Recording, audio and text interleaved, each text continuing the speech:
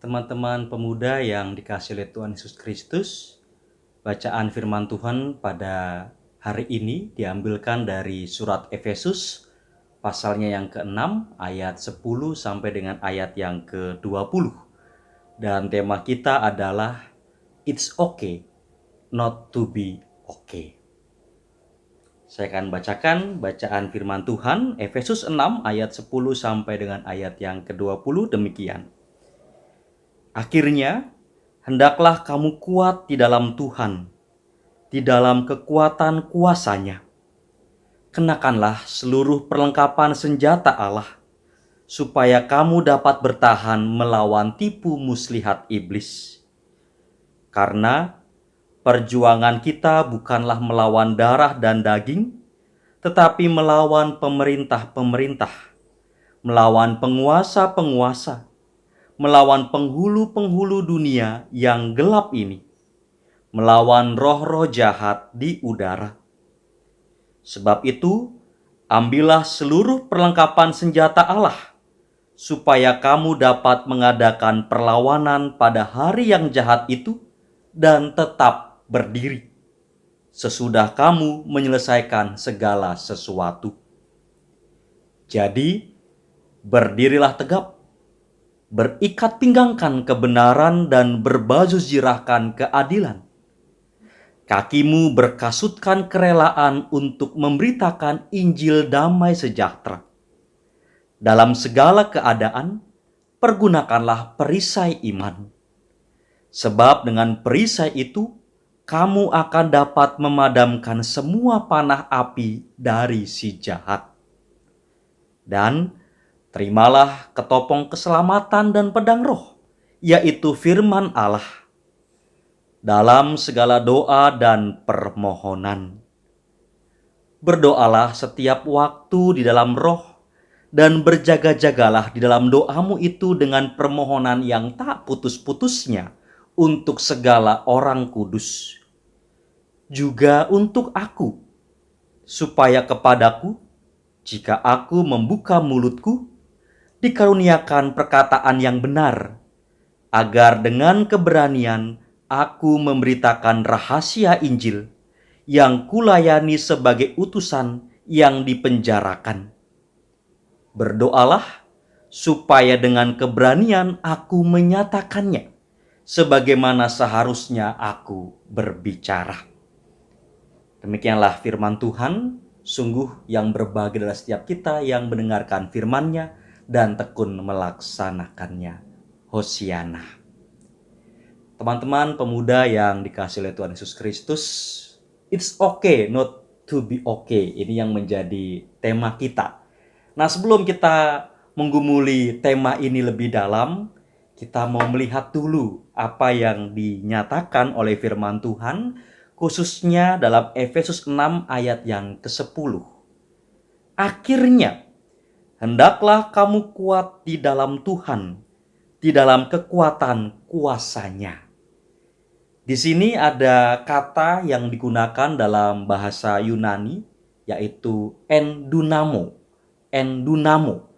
Dari kata dunamo yang secara harafiah itu berarti bergerak secara aktif, penuh semangat dan bertenaga, atau kita bisa kenal kata dunamo kemudian menjadi kata dinamis. Nah, endunamo itu bisa diartikan yang memberdayakan atau empowering. Nah, ketika dikatakan dalam ayat ini, akhirnya hendaklah kamu kuat di dalam Tuhan, di dalam kekuatan kuasa-Nya, maka ini berarti kekuatan yang kita miliki itu disebabkan karena Allah yang memberdayakan kita.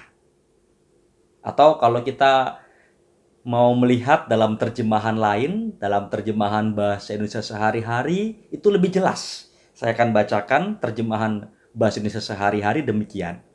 Akhirnya, hendaklah kalian menjadi kuat dengan kekuatan yang kalian dapat dari kuasa Tuhan, karena kalian bersatu dengan Dia. Nah, kita bisa lihat dengan lebih jelas, ada penekanan tentang bersatu dengan Dia. Hanya dengan bersatu dengan Allah, maka kita diberdayakan oleh Allah untuk menghadapi tantangan dunia. Kurang lebih itu yang kita bisa lihat yang pertama dari ayat yang ke-10. Kita akan melihat lebih dalam lagi, kita akan coba melihat bagaimana pemahaman masyarakat Efesus pada waktu itu sehingga kita bisa memahami apa yang dimaksudkan oleh Rasul Paulus, kita diberdayakan oleh Allah itu. Nah, saya akan melihatkan pada saudara-saudara bagaimana pemahaman masyarakat Efesus pada waktu itu adalah pemahaman yang masih dualisme. Apa itu pemahaman dualisme? Pemahaman dualisme adalah pemahaman yang menyatakan bahwa realitas dunia berjalan berdasarkan dua prinsip yang tidak bergantung satu sama lain. Jadi ada dua prinsip yang tidak saling bergantung satu sama lain, juga tidak mewujudkan keselarasan, tetapi ini saling bertentangan. Apa yang terjadi dalam dunia itu adalah akibat atau ungkapan konflik dari dua prinsip ini. Dengan kata lain, dualisme adalah kepercayaan yang bersumber dalam pengalaman tentang konflik, tentang polaritas. Ada pertentangan, kita misalnya melihat terang dan gelap, langit dan bumi, tubuh dan jiwa, baik dan jahat. Nah, kedua kekuatan ini saling bertarung. Manusia ada di medan pertempuran dari dua prinsip itu. Jadi dualisme itu ada pertarungan, ada konflik antara dua kekuatan yang saling berusaha untuk mengalahkan satu sama lain. Dan kita manusia ada di tengah-tengahnya dalam medan pertempuran itu. Kadang kita bisa ikut yang baik, kadang kita bisa ikut yang jahat, dan begitu terus sebaliknya. Ini pemahaman dualisme yang pada waktu itu sangat populer dan juga mempengaruhi kehidupan masyarakat di kota Efesus. Tetapi Paulus dengan pemahaman Yudaismenya, dengan pemahaman dia sebagai seorang Yahudi, tentu berbeda dengan pemahaman yang ada dalam masyarakat Efesus. Pemahaman Paulus yang tentu berangkat dari latar belakangnya dia sebagai seorang Yahudi, dia memahami bahwa Yahweh itu memperkenalkan diri kepada Abraham. Yahweh memanggil Abraham secara pribadi. Yahweh yang selalu menyertai perjalanan kehidupan Abraham, bahkan keturunannya. Yahweh yang kemudian membangun ikatan dengan Abraham melalui perjanjian. Dengan demikian, dalam pemahaman Yudaisme atau dalam pemahaman orang-orang Yahudi, Yahweh itu akan selalu menjaga umatnya secara personal dan dialogis. Personal dan dialogis. Dan Yahweh menjadi satu-satunya Tuhan yang mengatasi segala dewa-dewi asing. Nah, kita bisa bandingkan dalam Mazmur 86 ayat yang ke-8. Nah, coba dibaca Mazmur 86 ayat yang ke-8. Di sana akan jelas kelihatan. Tidak ada yang bisa menandingi Tuhan, Yahweh, Allah-Allah lain, dewa-dewi lain, nggak ada yang bisa menandingi. Dan melalui kepercayaan ini, maka dewa-dewi lain itu dianggap tidak perlu, bahkan tidak boleh diperhatikan. Nah, kita juga bisa melihat dalam 10 hukum Tuhan gitu kan, jangan menyembah kepada Allah-Allah lain gitu kan, sembahlah Tuhan Allahmu saja. Ini berangkat dari pemahaman ini. Yahweh yang adalah satu-satunya yang paling berkuasa di antara semua kekuatan-kekuatan yang lain. Dan ini juga bersumber pada pemahaman bahwa Yahweh adalah pencipta alam semesta, maka dengan begitu kekuatan-kekuatan yang ada dalam alam raya ini, kekuatan-kekuatan yang lain ini, itu tunduk semua kepadanya. Tidak ada satupun yang bisa menandingi kekuatan kekuasaan Yahweh. Nah, ini pemahaman Yudaisme yang tentu diwariskan oleh Rasul Paulus.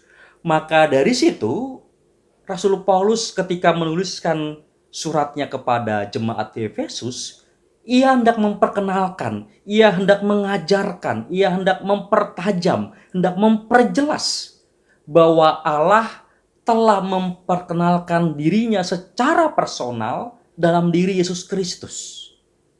Melalui Yesus Kristus, manusia kembali menjalin relasi dialogis.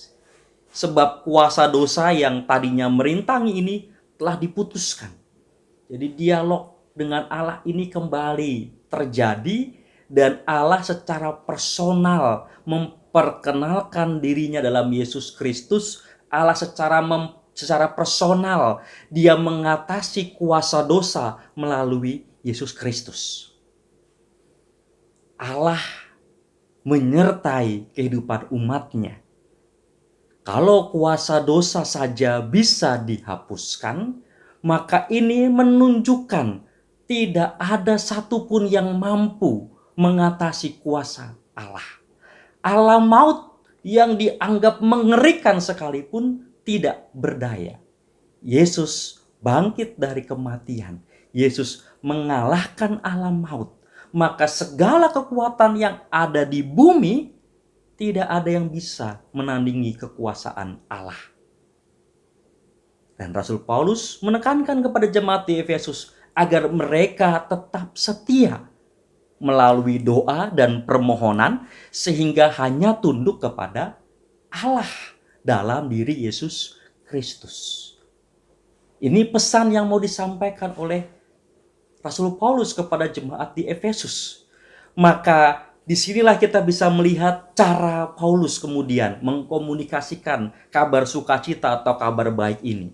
Paulus mengkomunikasikannya dengan bahasa yang dipahami oleh masyarakat Efesus yang menganggap realitas dunia itu berjalan dalam dua kekuatan yang saling bersaing tadi.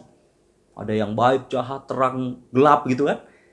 Dalam dua kekuatan yang saling bersaing tadi, Rasul Paulus hendak menyampaikan Allah adalah satu-satunya yang bisa mengatasi segalanya. Maka ketika Paulus mengatakan ada perlengkapan senjata Allah, ini tentu sifatnya adalah alegoris, sebuah perumpamaan, ilustratif. Jadi bukan benar-benar ada baju jirah, pakai pedang itu, bukan seperti itu. Ini sifatnya alegoris. Paulus hendak membahasakan dengan bahasa yang dikenal oleh jemaat Efesus yang tadi. Mereka mengenal ada dua kekuatan yang saling bersaing. Manusia ada di medan pertempuran itulah. Gimana kita bisa mengatasinya? Rasul Paulus mengatakan, percaya kepada Allah. Allah itu mampu mengatasi segala kuasa. Maka penekanan Rasul Paulus terletak pada pemahaman iman bahwa tidak ada satupun kekuatan ataupun satu kekuasaan apapun yang mampu menandingi Allah dalam diri Yesus Kristus. Setiap orang yang percaya pada Yesus Kristus akan menerima kuasa untuk menghadapi kesukaran-kesukaran kehidupan.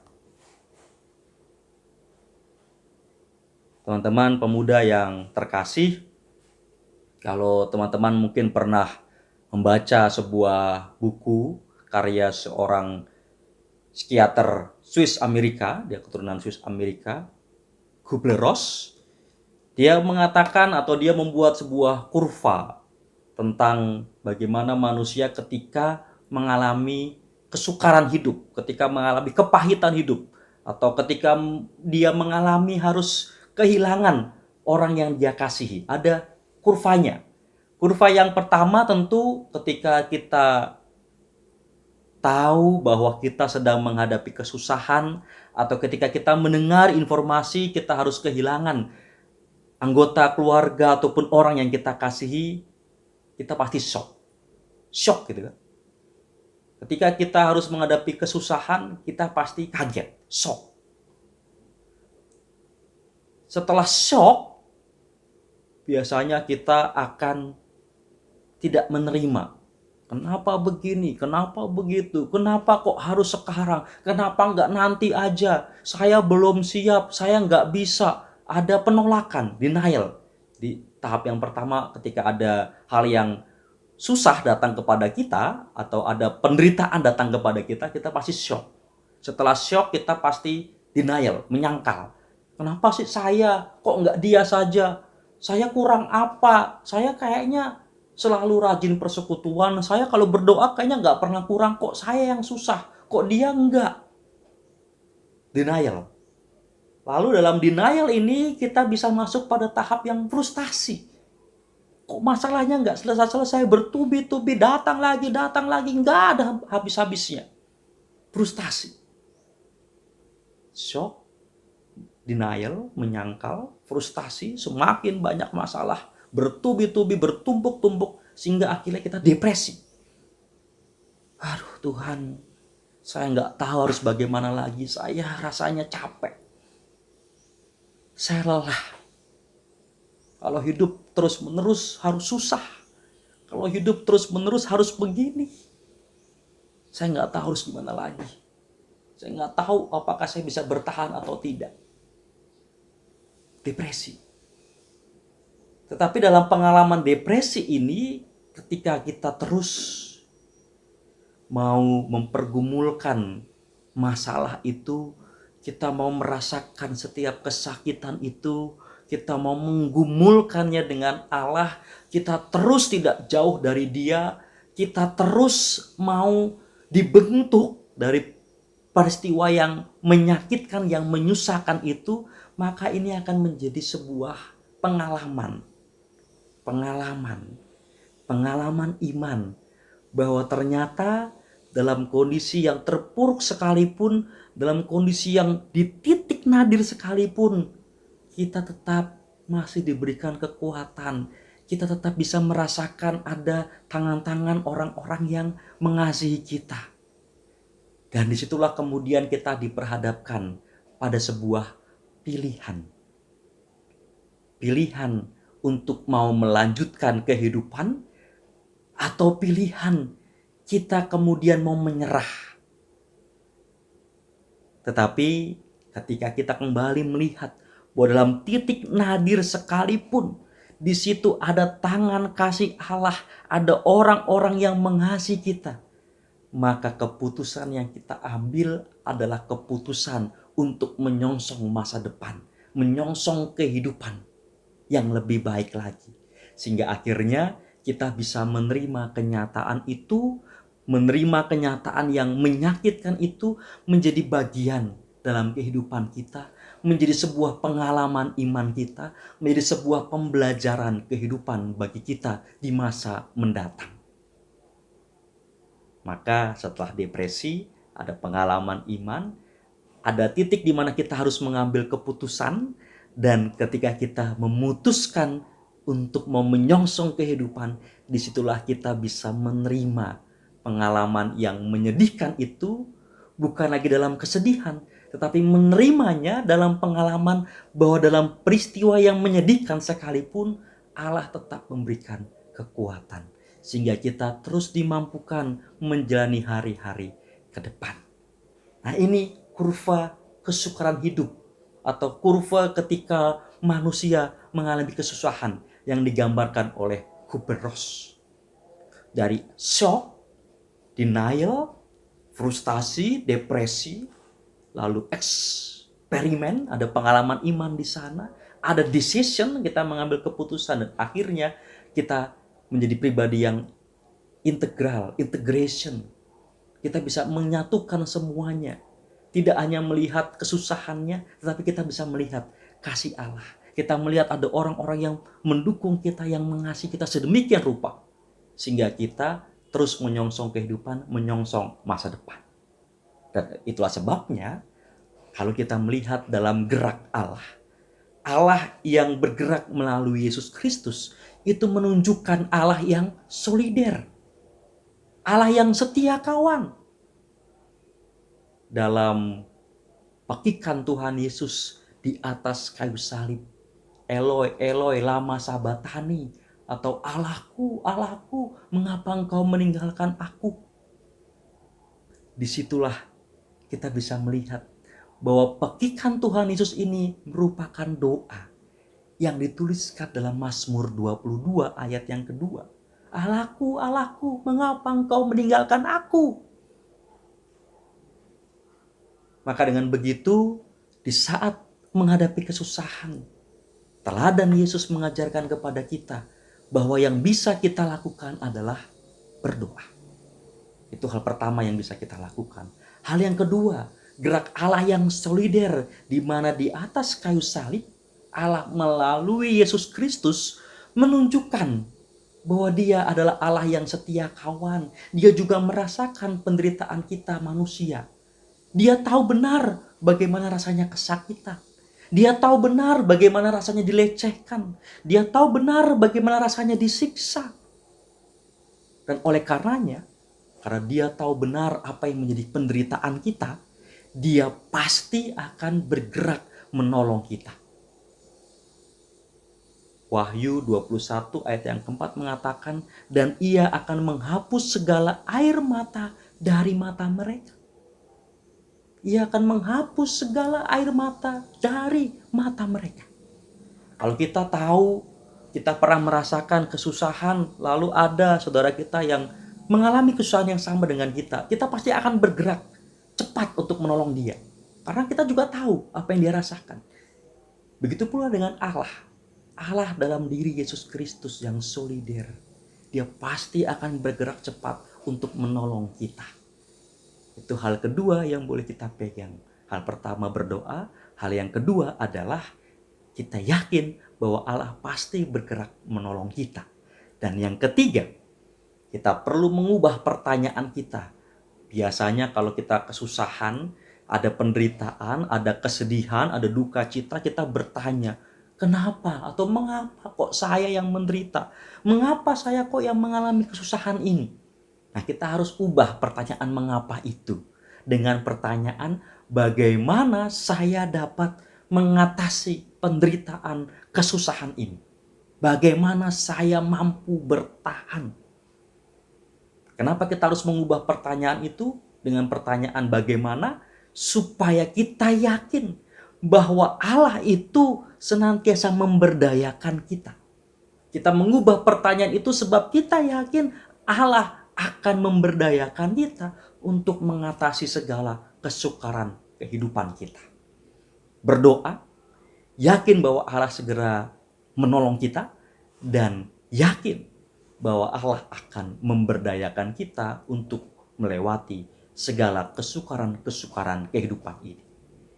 Dan memang saat ini kita berada dalam masa sukar, masa yang sulit karena pandemi Corona COVID-19. Saya tidak bisa bertemu secara langsung dengan teman-teman semua, tapi saya yakin bahwa ketika kita semua mau bersatu di dalam doa, kita terus meyakini akan kuasa Allah yang pasti akan menolong kita, kuasa Allah yang memberdayakan kita, maka kita tidak akan larut dalam keputusasaan, tetapi kita bisa terus melihat ada masa depan yang cerah yang Tuhan sediakan bagi kita, sehingga kita juga mau bergerak untuk membagikan semangat hidup kepada dunia yang saat ini sedang mengalami banyak kesedihan dan keputusasaan.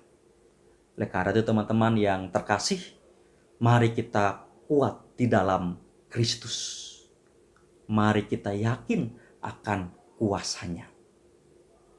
Amin. Mari kita mengambil waktu untuk bersatu teduh sejenak.